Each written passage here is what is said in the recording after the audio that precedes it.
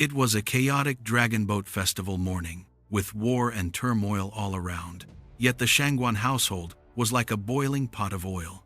In that dilapidated mill house, two life and death struggles were unfolding simultaneously. On one side, the family's female donkey was in a difficult labor. On the other side, Shangguan Lushi, the mistress of the house, was also in a difficult labor. The only veterinarian, Fan San, was summoned. Guess who the mother-in-law asked him to save first? The mother-in-law pointed at the donkey and said viciously, "Save the donkey first. The donkey is a beast, a family asset, and if it dies, it's like half the sky has collapsed." That woman, she pointed at her daughter-in-law, who was struggling in a pool of blood. "She's had 7 children already. She won't die. Let her give birth on her own." This was the logic of that era. The life of a donkey was more precious than that of a woman. To live like a human being in this household, even if only slightly, this woman did something shocking and outrageous. She gave birth to 7 daughters in a row, and to have a son, she had to borrow seed from every strong man who passed by, whether it was the duck seller, the dog butcher, the bandit, the nun. For the sake of this one incense stick, she lived a life as humble as the dirt on this land. However, the most absurd thing is that when she finally, at the cost of her own life, gave birth to her only son on that snowy night, which was even more miserable than a donkey's, this golden treasure who was raised on the blood, tears, and even lives of his 8 sisters, what kind of person did he eventually become? A good-for-nothing who could never wean himself off women, would only hide in a woman's arms when faced with trouble, and was eventually sentenced to 15 years in prison for being a vagrant. Even when making up stories, one wouldn't dare to make it so ruthless. But this is Mo Yan. This is big breasts and wide hips. Welcome to the Fanco Character Library. I am Fanco. Today, we're going to talk about a book that has been misunderstood for 27 years.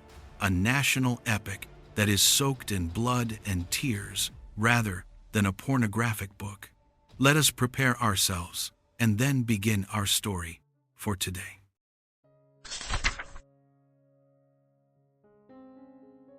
The story starts with a pair of small feet. The mother, originally named Lu Xuaner, had her feet bound very well and was recognized as the most beautiful woman in the northeastern countryside of Gaomi. In those times, small feet were a kind of passport. The smaller the feet were bound, the better the marriage would be. The entire feudal society's marriage market was established on these few inches of white cloth. But fate played a huge joke on her. Just when she reached the age of discussing marriage, the new culture movement arrived. The world changed. Small feet changed from being beautiful to being ugly, from being capital to being evidence of a crime. The new county magistrate came to inspect and saw Lu Xuaner saying something that made people feel complicated. Look, such a good girl was rigidly bound into a monster that cannot shoulder burdens or carry things. Listen to this. Monster. The day before, she was the most sought-after beauty in the northeastern countryside, but the next day, she became a monster of a bygone era. She had done nothing wrong, it was just that the times had changed. The matchmaker put it more bluntly. Women with bound feet are no longer in favor. The young masters of wealthy families have all accepted new ideas, wearing uniforms and smoking cigarettes, and they all want to find women with big feet, like foreign students. Foot binding was done to marry a scholar, but the Qing dynasty had fallen, and there were no more scholars. This was the first cruel truth that Chinese women faced in the early 20th century. The set of rules you spent your life adapting to could be overturned in a single night. And the cost you paid for it, those broken foot bones, no one would compensate you for. As a backward, old-fashioned beauty, Lu Zhu could only marry down. She married into the moderately wealthy blacksmith family, the Shangguans, and became Shangguan Lushi. The nightmare truly began after she married in. Shangguan Lushi remained childless for a long time. What was the reason? It was because her husband was infertile. But the Shangguan family would not acknowledge this. In that era, the label of being unable to give birth would forever be pinned on the woman. Her father-in-law would scold her mother-in-law would beat her, and her husband would hate her to the bone. In order to carry on the family line, Shangguan Lushi had no choice but to unite with other men as well. Speaking of this, I must pause for a moment. Many people reading this will say, "What kind of great mother is this? Having 8 children with 7 different men. Isn't this just a wanton woman?" Mo Yan directly responded to such doubts in the documentary The Hometown of Literature. He said, "This is extremely true, because in feudal times, if a woman was unable to bear children, she would be divorced and sent back to her parents' home. In the face of life and survival, morality has no power. In the face of life and survival, morality has no power." Please remember this sentence, because it is the key to understanding the entire book. Shangguan Lushi is not promiscuous. She is fighting to survive. If she didn't give birth to a son, she would be abandoned. She would be discarded by this world. She was using the last capital a woman could muster, her body, to exchange for the right to survive in this family. But fate was not on her side. She gave birth to 7 daughters in a row. 7. And with each additional daughter, her situation in the Shangguan household deteriorated further. The beatings and scoldings from her mother-in-law intensified, and her husband even used a red-hot iron to brand her lower body. Can you imagine the desperation? You struggled with all your might to fulfill the only mission imposed on you by society, to give birth to a son, but fate refused to let go. And what you endured was not just physical torture, but also the denial of the entire family and society. You were a useless woman. When this family, and even the world, could no longer tolerate her, she was forced to the end of her rope, and she believed in the foreign religion. In the world of religion, she found a spiritual home, a place where she would not be beaten or scolded for failing to give birth to a son. Later, she gave birth to a pair of twins with the Swedish pastor, Maloya. And it was on the very evening when she gave birth to the twins that an incident occurred, one that precisely condensed the entire old society's valuation of women's lives. The first to emerge was Shangguan Yunu's leg, her daughter. At that moment, the family's donkey was also experiencing a difficult birth. The power in the Shangguan household was held in the mother-in-law's hands. The thrifty and diligent mother-in-law's first consideration was the donkey. The donkey was the family's property. Saving the mother donkey's life meant preserving the family's livelihood. If the little mule was born safely, it would be an increase in assets. Moreover, the mother donkey was giving birth for the first time and needed care. But what about Shangguan Lushi? Having given birth to 7 daughters, she had experience and could give birth on her own. The mother-in-law spared no expense in inviting the veterinarian Fan San to help with the donkey. After the mother donkey's problem was solved, the mother-in-law then asked Fan San to, casually, take a look at the mother. Casually. A woman's life was ranked behind that of a donkey. It was not because the mother-in-law was inherently cruel, but because in the calculation logic of that society, a donkey that could work and give birth to a little mule was more valuable than a daughter-in-law who only gave birth to useless things. A donkey that could work and give birth to a little mule was more valuable than a daughter-in-law who only gave birth to useless things. But Fan San, being a veterinarian after all, was so frightened by the sight of his mother's labor that he turned and ran, shouting, "Kill me if you want, but I won't be a part of this business."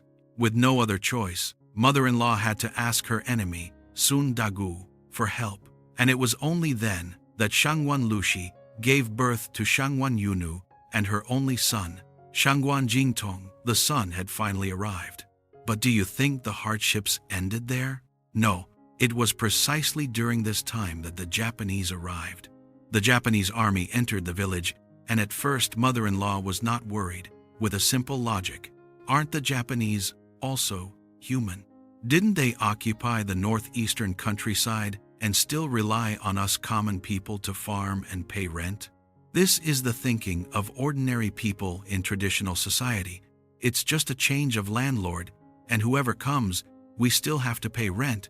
But the Japanese army was not the landlord of a feudal society. They killed Shangguan Lushi's father-in-law and husband, and mother-in-law went mad. The Japanese army did not come to collect rent. They came to uproot the entire old world. The traditional order, family order, and moral order were all shattered in the face of gunfire. After mother-in-law went mad, Shangguan Lushi took control of the Shangguan household. She immediately continued mother-in-law's management style, being frugal, accumulating wealth, and working diligently. She had once been tormented to the brink of death by the old order, but when she finally gained power, the first thing she did was still to maintain the very order that had tormented her. Why? Because she didn't know any other way to live. The old order was cruel, but at least it had rules to follow. And after the war had destroyed everything, what awaited her was an even greater unknown. But her daughters were different. They didn't have bound feet. They had their own perspectives on the world. Amidst the turbulent times, each of them rushed towards different destinies. And those destinies were almost all unfortunate.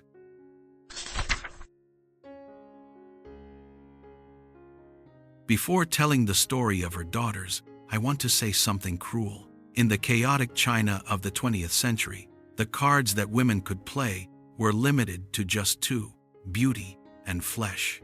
Each of Shangguan's daughters was betting their lives with these two cards.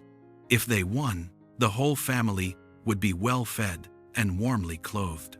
If they lost, their corpses would be left with no burial. The eldest sister, Shangguan Lidi, was the first to play her card. She fell in love with Sha Yueliang, the captain of the guerrilla troops. The mother worried about her future, but the eldest sister said something that was heartbreaking. You only have Jintong in your heart.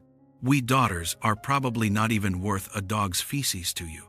The mother argued with her for a few sentences, and the eldest sister said in a fierce tone, I've had enough of being a cow and a horse for the Shangguan family.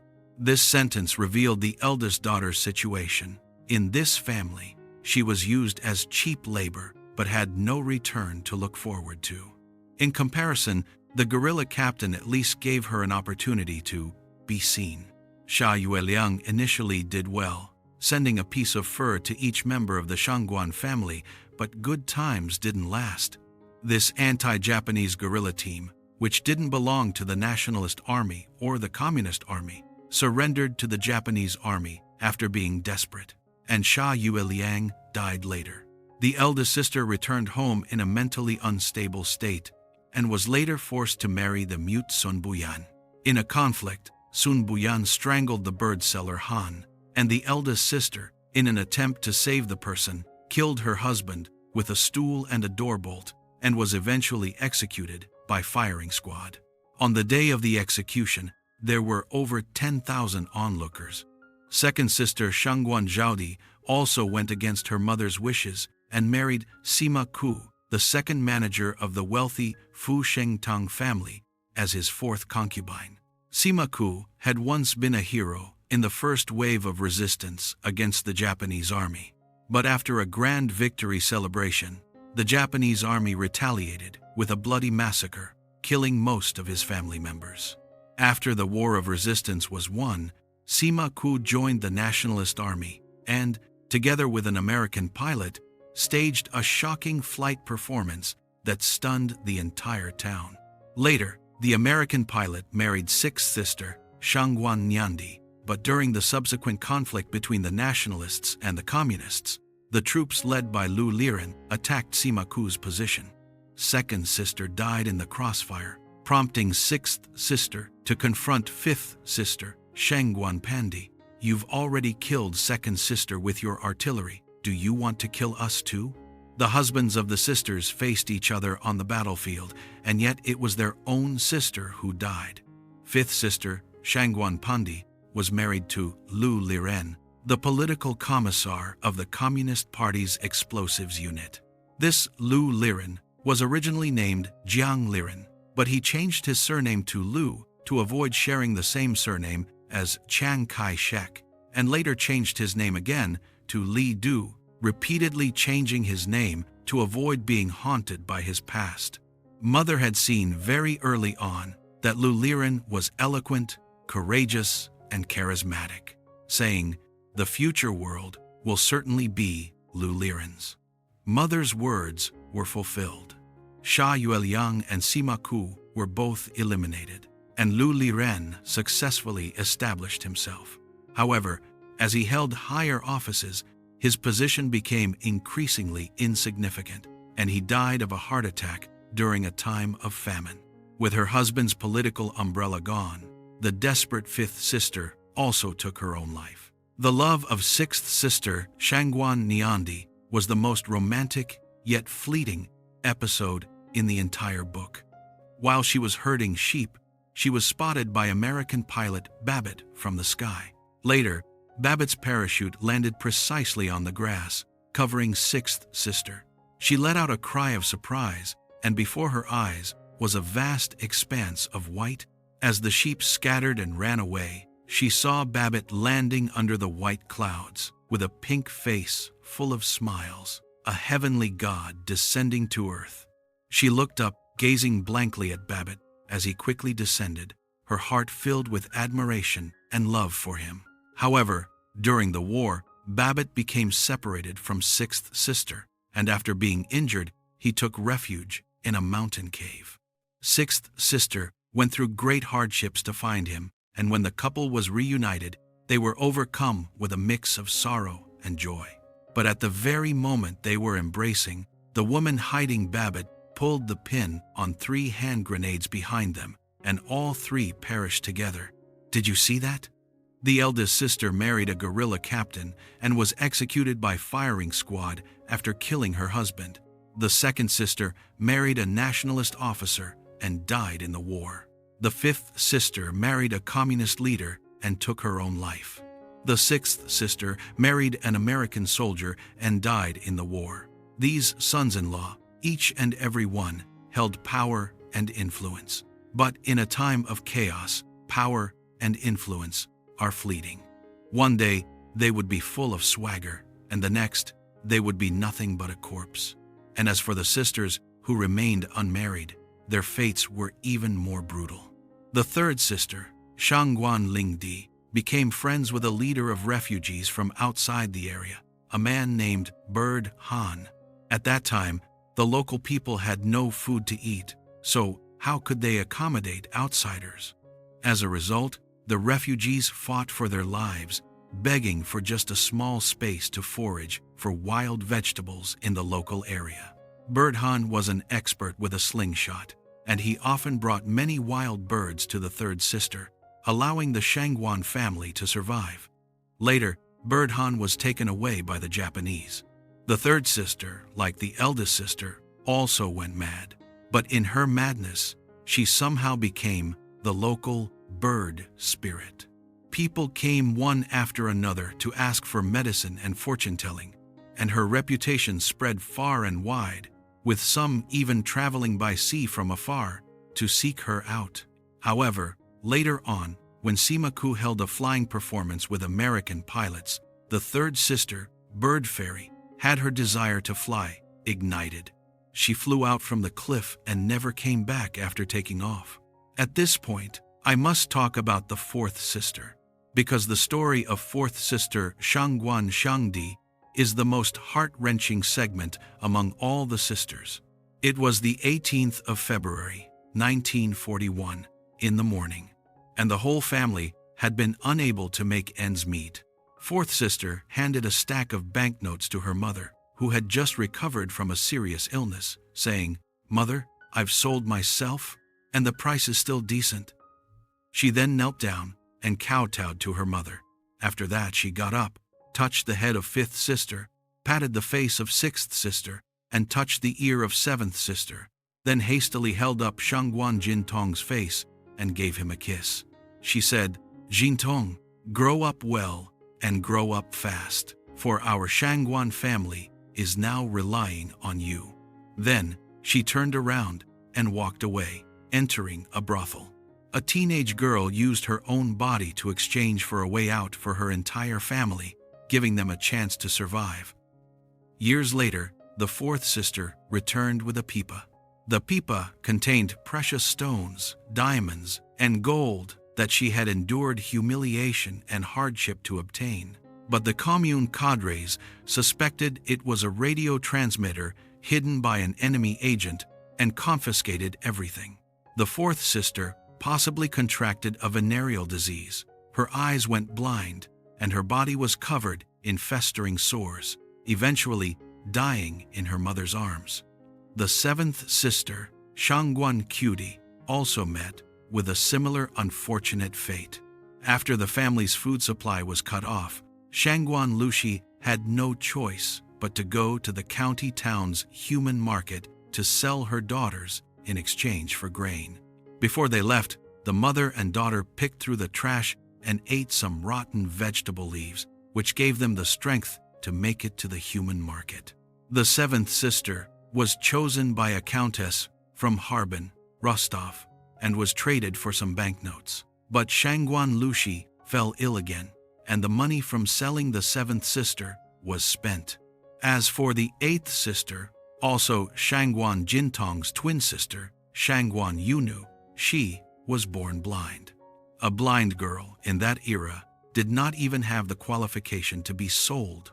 During the 3 years of difficulty, in order to avoid troubling their mother, the eighth sister drowned herself in a river and died. When I read this, I was left speechless for a long time. You see, this is the fate of the 8 daughters of the Shangguan family. One was executed by firing squad for murdering her husband. One committed suicide. One fell off a cliff. One died in her mother's arms. One drowned herself. 2 died in the war. And one followed her husband in suicide. Each of them used the only resource they had, their beauty and bodies, to gamble with the world. Their goal in this gamble was the same: to keep the family alive, to keep their mother alive, and to keep their only son, Shangguan Jintong, alive. Their mother, Shangguan Lushi, once said a sentence that roughly summarized the tumultuous life trajectory of the women in the Shangguan family. In these past decade or so, the people in the Shangguan family have been like scallions, dying in batches and growing in batches. Where there's life, there's death. Dying is easy, but living is hard. The harder it gets, the more we want to live. The more we're not afraid of death, the more we want to struggle to live. Like scallions, dying in batches and growing in batches. These words sound so plain, but behind them lie countless white bones and tears. During the most difficult century for the Chinese nation, the women of the Shangguan family made the same choice, finding various ways to preserve themselves and their family. They found the most capable men of the time to be their husbands, in order to raise Shangguan Jintong. Almost all the men in Dalantown who were the most intelligent, powerful, and well-connected, and who could control the winds and rains, became the sons-in-law of the Shangguan family. These sons-in-law also used their unique abilities to help the Shangguan family, providing them with food, money, and guns. However, when men were no longer reliable, the fourth sister sold herself, and the eighth sister ended her own life.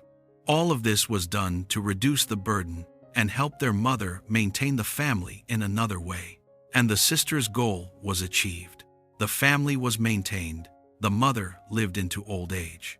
Shangguan Jintong lived into adulthood, and this was the result of the 8 sisters exhausting their lifetime of wisdom, beauty, and physical strength.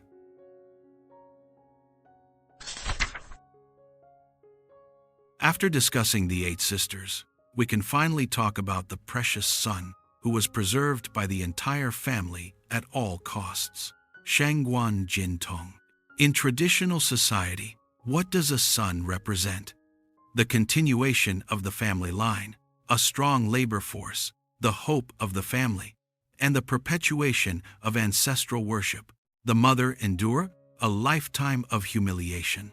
The sisters risked their lives, and everyone's efforts were directed towards the same goal: to keep this male child alive, to raise him to adulthood, to hold up the gate of the Shangguan family. But reality gave everyone a resounding slap in the face. Shangguan Jintong, it can be said, accomplished nothing. His greatest talent was his obsession with breasts. He was still breastfeeding even after starting school. The mother tried every method to wean him, but he would pretend to be dead or even threaten to jump into a river and drown himself, leaving the mother at a loss for what to do. Even as an adult, he remained like a child, perceiving the world in a completely different way from ordinary people. He had a perpetual and obsessive fascination with breasts. His sense of taste and smell were extraordinarily keen, and even took on a magical quality. When faced with a woman emitting a fragrant scent, he could actually distinguish the smell of fox odor within the fragrance. What could a person like this possibly achieve in the real world? His music grades were good, his Russian grades were good, and then what? There was no "and then." What? Unquote. These talents were useless in that era. Due to his family background, Shangguan Jintong was sent to a farm for labor reform as an adult. At the farm, he met his seventh sister, who had been adopted by a Russian couple. Later, his seventh sister died from eating too many raw bean cakes during a difficult time, which led to the exposure of her diary and the revelation of Shangguan Jintong's so-called corpse abuse incident. Although there was a reason for the incident, Shangguan Jintong explained that he had only done it to fulfill the wish of a dying virgin. It was still a gross injustice, yet he was sentenced to 15 years in prison. 15 years. The son, who had been raised with the blood and tears of his mother and 8 sisters for a lifetime, spent 15 years in prison. What happened after the reform and opening up policies? Shangguan Jintong was finally released. But did he make a comeback? No. He first worked as the manager of the public relations department at the Oriental Bird Center, run by the parrot-keeping Han couple. Later, he also served as the chairman of the company Unicorn Bra World, invested by his nephew Sima Liang.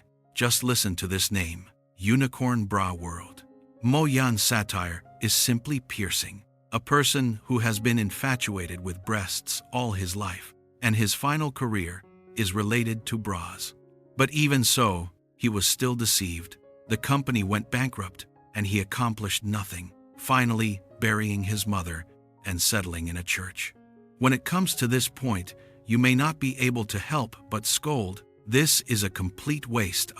The lives of 8 sisters were sacrificed just to raise such a person? But I want to ask you to stop for a moment and think from a different perspective. Is Shangguan Jintong really a waste? He is a waste. But why is he a waste? I think the reason is that he was spoiled and raised to be a waste. Because he is the only son, he has been overprotected since the moment he was born. His mother poured all her love, the kind that had been accumulated in a lifetime of hardship and had nowhere to be released, onto him alone. This love was too heavy, so heavy that he couldn't bear it and didn't need to bear it. He fought with Pastor Maloya for his mother's breasts, with his twin sister Shangguan Yunu for his mother's milk, and with his nieces Sha Zhaohua and nephew Sima Liang for his mother's nourishment. He spent his entire life in an infantile state, only knowing how to take, not give, only knowing how to depend, not be independent. And what about his sisters? Precisely because they were not valued They were forced by cruel reality to develop their survival abilities. They found husbands, accumulated resources, and sold themselves to support their families, each one displaying astonishing vitality and initiative. Isn't this just like some families around us? Those children who were overly nurtured to the point of losing their instinct to survive, and those who were neglected but grew up with remarkable abilities. Mo Yan wrote not just about the Shangguan family, but about a mode of intergenerational tragedy. The more someone is placed with high expectations, the more they are likely to be crushed by those expectations themselves. But Shangguan Jintong is not completely useless. Mo Yan gave him a very intriguing role.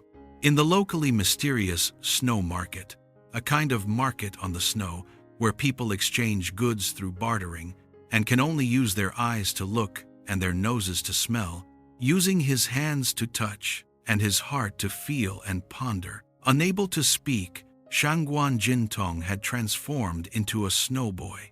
One of his sacred duties was to subdue those women who hoped to bear children and have full breasts by caressing their breasts. You see, in the real world, he could do nothing, but in a magical space filled with ritualistic feelings, his lactation fetish, which was viewed as perverse, had instead become a sacred ability. Mo Yan hints at something very interesting here. Shangguan Jintong's lactation fetish is essentially a worship of female vitality. He is not obsessed with the flesh, but rather with the power that nurtured him, saved him, and allowed him to survive with milk and tears. In the end, Shangguan Jintong finally did something worthy. After his mother's death, the grave might be desecrated. Shangguan Jintong decided that even if it meant going to prison, he would protect his mother's peace. His thought was, I've wronged my mother for her entire life, but if I can exchange my freedom for her peace of mind, it will be worth it. It can also be considered that I, an unfilial son, have shown filial piety for once, and I, a son without dignity, have finally stood up for myself. This was the only time in his life when he took the initiative to bear something for someone else. His mother's wish was clear. She had once said, after living for half a lifetime, I've come to realize a few things. Heaven may be wonderful, but it's not as good as our humble 3-room house. Lonely ghosts and wild demons fear upright people. Shangguan Jintong fulfilled his mother's wish in a bitter way. He even further realized, heaven has treasures. The sun, moon, and stars. The human world has treasures. Big breasts and wide hips. The justice of heaven and the perseverance of humanity will surely usher in a just and prosperous order. A waste of a person spent his entire life to come up with such a clear and wise statement. But precisely because it took a lifetime, these words have weight.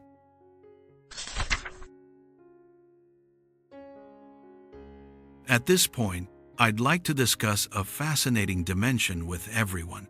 Mo Yan is not just writing about suffering, he's also writing about something deeper. What is it that sustains humanity when suffering becomes so overwhelming that it's hard to breathe? The answer is 2 words: illusion. In the novel, Mo Yan wrote a large number of magical realist plotlines. These plotlines are not meant to be sensational, but rather to reveal a truth. In the most desperate of times, people need something unreal to get through the overwhelmingly real suffering. For example, the bird fairy identity of Shangguan Lingdi, the 3rd sister. Shangguan Lingdi was originally a normal girl, but after the Japanese took away her lover, Bird Han, she went mad. Yet, in her madness, she became the local bird fairy. People came to her seeking medicine and fortune-telling. Her reputation spread far and wide, and some patients even traveled by sea from afar to seek her help. Was this really divine power? Of course not. Mo Yan provided an extremely subtle explanation in the book. He said that in the brief history of Gaomi's northeastern countryside, there were 6 women who, due to obstructed love or unhappy marriages, took on the divine status of foxes, hedgehogs, yellow mice, wheat snakes, 198, and flower-faced bats, and spent their mysterious and awe-inspiring lives. What lies behind this depiction? It is the bitter history of these women and flower-faced bats, and spent their mysterious and awe-inspiring lives. What lies behind this depiction? It is the bitter history of these women. Rural women in real life suffer great blows, such as extremely heavy household chores, 200, or the tremendous pressure of being unable to bear a son, and after being driven to a dead end, they are forced to exhibit symptoms of being possessed by ghosts or gods. This is just a temporary measure. Or the tremendous pressure of being unable to bear a son, and after being driven to a dead end, they are forced to exhibit symptoms of being possessed by ghosts or gods. This is just a temporary measure. The family intervenes through activities like inviting the gods, and the woman is temporarily allowed to leave her heavy labor, moving into a separate, quiet room. Not only is she not scolded, but she also receives everyone's care and attention, and her food and living standards are improved. A few days later, the ghost, or god, is driven away. From a curious perspective, it seems that the power of the spirit mediums has taken effect. But looking at it from another angle, this is the woman's choice, in a desperate situation, to resort to supernatural powers to gain a brief respite. This is the spiritual self-rescue that belongs to that era, belonging to the women at the lowest rung of society. They had no psychologists, no social workers, and no legal protection. The only thing they could do was to feign insanity, using a kind of madness that society could accept, to escape the pain that was not allowed to be complained about. In the novel, another magical figure appears, Jiang Tianqi, nicknamed Tian Lao Ye. He was engaged in a bizarre profession, leading the dead back to their hometown. He had evil methods that could make the dead walk. When people from Gaomi's northeastern countryside died away from home, they would ask him to lead them back. When outsiders died in Gaomi's northeastern countryside, they would also ask him to send them back. Experienced readers can see that this is actually the Shandong version of the corpse drivers from Shaanxi. Can this kind of magic improve human living standards? No. Can it reduce the number of dead people? No. Unquote. It can only allow the dead to rest in peace, giving the living one more reason to endure the pain of reality. At least after I die, I can still return home, and well, at least my spirit will not wander. Saying this, the story takes an interesting turn. After the Japanese army invaded, the magical realism in the novel seems to have disappeared, and people began to embrace science, which Mo Yan describes with great precision. The first time the concept of science appeared in Dalantown was during the foot liberation movement, when an orthopedic doctor brought in a huge model of a bound foot, vividly explaining to people which bones would be broken and which would be deformed due to foot binding. And the second time science appeared was when it was introduced by the Japanese. The Japanese army killed the men of the Shangguan family, and afterwards, a Japanese military doctor who arrived on the scene put on latex gloves and saved the life of Shangguan Jintong, who was born without crying. The doctor used a gleaming scalpel to cut the umbilical cord, held the baby upside down, and slapped him on the back until he let out a hoarse, cat-like cry, and only then put him down, after which the doctor applied iodine to the umbilical cord, wrapped it in white gauze, and finally gave the mother 2 injections of hemostatic medicine. All of this was photographed by a Japanese army journalist, and the absurdity of the situation is clear. The people who killed your family can turn around and use science to save your child, and even take pictures of it to use as propaganda material, a kind of absurdity that only Mo Yan can write about.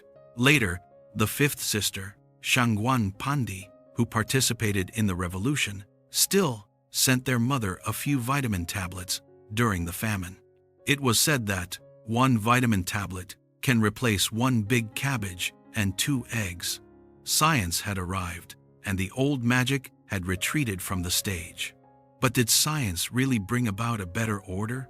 After the reform and opening up, the Oriental Bird Center in Dalian City attempted to implement a phoenix plan.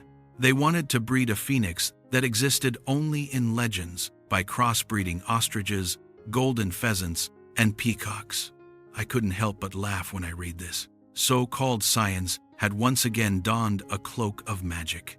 What was the essential difference between this plan and the old practices of jumping over ghosts and driving away corpse spirits? What Mo Yan wants to say here is that science destroyed the original, albeit backward traditional society that could barely maintain itself, but it did not bring about a new, effective order. It did not bring people a truly new life. People were still struggling to survive. And what about the original magic?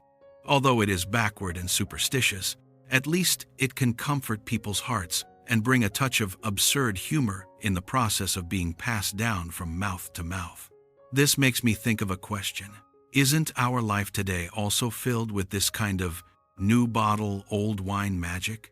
Those get-rich-quick online courses, those paid knowledge products that promise financial freedom in 3 months, those "if you just think you can, you definitely can" motivational speeches. What's the difference between them and using peacocks to breed phoenixes in essence? Mo Yan tells us, through a century-long story, humanity has never truly bid farewell to magic. We have just changed our rhetoric, continuing to deceive ourselves, continuing to find reasons to survive in desperation. But it is precisely because of this that humanity has survived. Because sometimes a lie can be more life-saving than 100 truths.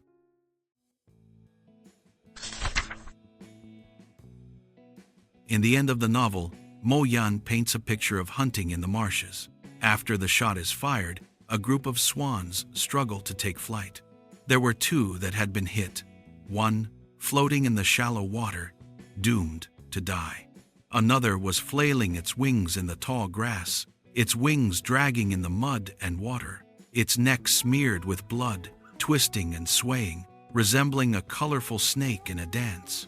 A flock of swans was struggling to take flight. Mo Yan didn't say another word, but the symbolic meaning of this scene was so strong that it sent shivers down one's spine.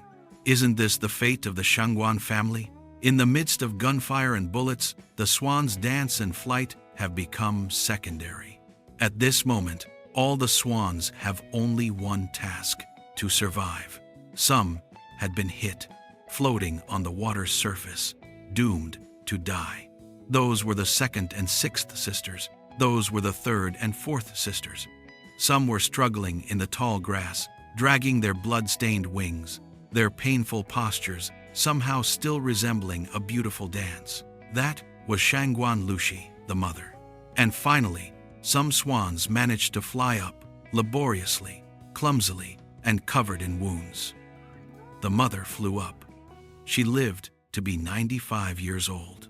This is the mother's victory, not because she accomplished anything earth-shattering. She never took to the battlefield, never commanded thousands of horses and soldiers, and often she was just enduring, silent, gritting her teeth to get through each day, one day at a time. But enduring itself is a great achievement. In those times, being alive was a victory. Being able to raise children to adulthood was heroic. Not starving to death during famines was a miracle. The mother's body was the battlefield. She used her breasts to nurse 9 children, with milk so plentiful she could simultaneously nurse her son and granddaughter. Mo Yan's mother was the same.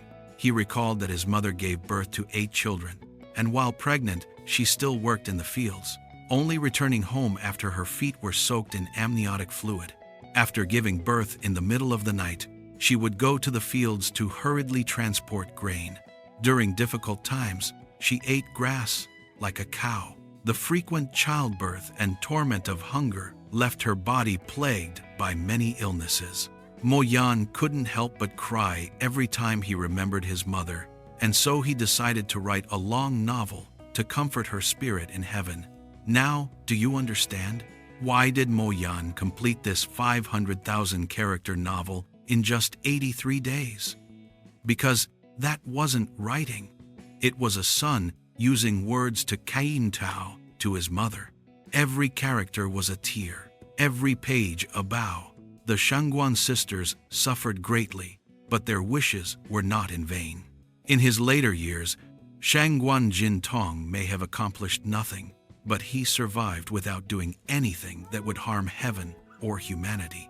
He guarded his mother's grave, fulfilling a son's final duty. This good-for-nothing spent a lifetime learning one thing: to love his mother. This alone was enough.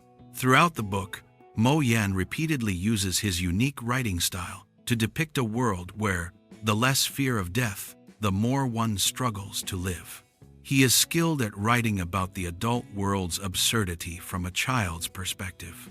For example, he writes about Shangguan Jintong eating flower petals, discovering that the petals were crispy, similar to raw shrimp, and, after chewing a few times, his mouth was filled with a bloody flavor. Why would flowers have a bloody flavor? Because the earth was soaked with human blood, a sentence that seems casual, yet implies the tragic events that occurred on Chinese soil for an entire century. His depiction of war is also concise and startling. Bullets flew. Shells exploded in front. Columns of white smoke. Tongues of fire unfolding like a fan. Charging soldiers broke like wild grass, piece by piece. Broke like wild grass, not fell like heroes, but broke like wild grass. Because in the face of war, human lives are as insignificant as wild grass. When describing cruel scenes, Mo Yan concludes with just one sentence: "Let's not mention the rumbling of cannons at night, for there will be more tomorrow. Let's not mention it. Because it's endless, and because it's futile, for tomorrow's suffering will be greater than today's." How can one conclude the aftermath of war? Mo Yan's writing takes a turn, and with a straight face, he begins to write about the coffin shop business. The coffin shop, with its store in the front and factory in the back, was exceptionally prosperous in those chaotic times. He even seriously introduces the production process of coffins. Shangguan Lingdi, the third sister, used a 4-part coffin, while their mother's coffin was made of 2-inch thick poplar wood. In the terminology of the carpenters, the lid of the coffin is called caisson, and the joint between the caisson and the coffin requires a seamless fit, not even allowing a needle to be inserted. The world of the living is already full of holes, but the coffin made for the dead requires a seamless fit. This is Mo Yan. He won't directly tell you that life is absurd. He will just write about a coffin shop's business being more prosperous than a wedding planning company, and then let you savor the flavor yourself. The story has reached this point. Let's turn the clock back to the beginning of that bloody summer morning. In that mill, the veterinarian is saving the donkey, and the mother-in-law is scolding people. What is the final outcome? The donkey, which is treasured by the whole family, gives birth to a mule, and the mother and child are safe and sound, while Shangguan Lushi, who is treated like dirt, can only struggle to survive in an ignored corner. She not only survived but also held up the only descendant of the Shangguan family with her not-so-clean hands beside the well-cared-for female donkey. This scene is actually the most ruthless and toxic metaphor in the entire book. In this absurd world, beasts sometimes live more dignified lives than humans, and only a life force as humble as wild grass and as filthy as mud can survive in desperate circumstances. Now, take another look at that useless son, Shangguan Jintong, a life force that is as lowly as wild grass and as dirty as mud can persevere in the face of adversity. You will still ask, are the lives of 8 sisters worth exchanging for a good-for-nothing son like Shangguan Jintong, who only knows how to drink milk? From a utilitarian perspective, this is a losing deal with no returns. But from the perspective of life, this is the most scathing answer Mo Yan has to offer. In that bygone era that valued men over women, mothers were forced to borrow sperm, sell daughters, and shed blood, all for the sake of having a male heir. The mother succeeded in doing so. She gave birth to this heir, raised him, and nurtured him to adulthood. And the result? This male symbol, nurtured with the collective efforts of the entire family, is a gigantic baby who will never be weaned, a coward whose spirit has been castrated. What a grand irony this is. The mother uses a lifetime of hardship to deliver a resounding slap in the face to patriarchal society, the Shangguan Jintong you have been dreaming of. They were nothing but a pile of worthless flesh that couldn't survive without women, but it was precisely this pile of worthless flesh that became the only survivor, those strong, heroic, and beautiful sisters, because they resisted and were as hard as iron, all ended up breaking. Only Jintong, because he was as soft as water and as persistent as mud, managed to survive to the new era, and perhaps his mother had seen this all along before she passed away. She didn't care if her son was worthless or not. All she knew was that the dead cannot speak, and only the living have the right to stand by the grave and weep. When the 95-year-old mother lay in that thin-skinned coffin, her breasts had withered to the point of resembling 2 dried eggplants.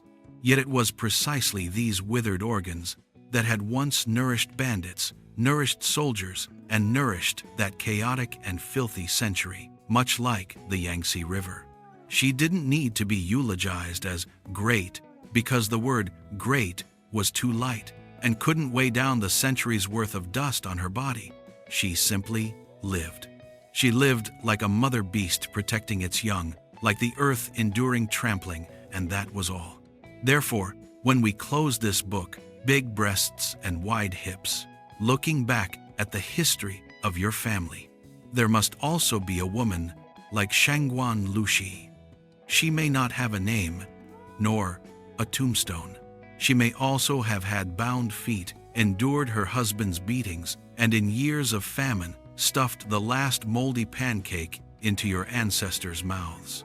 She swallowed all the blood and tears and passed on that tiny bit of warmth through the umbilical cord, through breast milk, from generation to generation, until today, until it reached your blood vessels.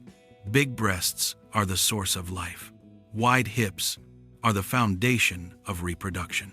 These 4 characters are not erotic. They are the only thing that humans can rely on in this cruel world, and also the last line of defense. The mother has died, but the earth is still alive. As long as the earth is still alive, suffering will continue, and life, this damn tenacious life, will still grow wildly and relentlessly, like weeds. I am Fenko. Finally, I'd like to leave a question for you. If Shangguan Lushi were alive today, would she still need to use her body to exchange for a chance to survive? You might say, of course not. Times have changed. But are you certain? What about those mothers who stand on the production line until their legs are deformed? Those wives who swallow all their grievances for their children's school district housing? Those daughters who are urged to get married, give birth, and have a second child, yet no one has ever asked them, are you tired? Their breasts may no longer be bleeding, but have their lives really stopped being priced? I'd like to hear your answer. See you in the comments section. We'll meet again next time.